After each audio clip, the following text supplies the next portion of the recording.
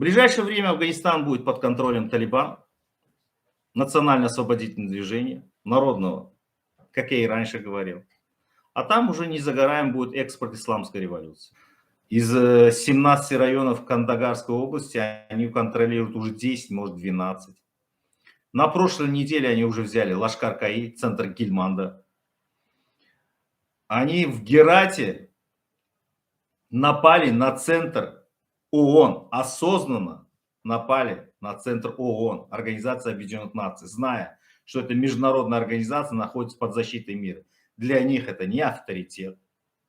Там пытается ополчение Исмаил Хана там как-то отбиваться от них пока что, но насколько я знаю Герат, я там был, там, где мы отдыхали, вот эти места уже под талибом, а это считай, что речка такая, она летом пересыхает, да? Там сады, и они все контролируются, вокруг Герата они все контролируются Талибаном. Аэропорт у них, кстати, тоже у них под их контролем, потому что самолеты не летают в Герат. Что я могу сказать?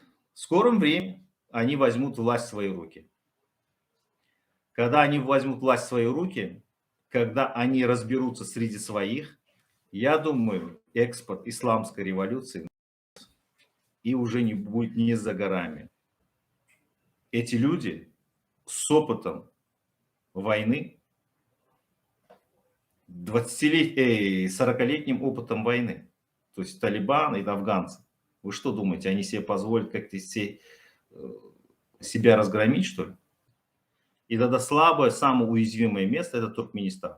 Если они напали на Организацию Объединенных Наций, на здание, которое находится в Герате, что туркменский нейтралитет их спасет, что ли? Нет, поверьте мне, не спасет.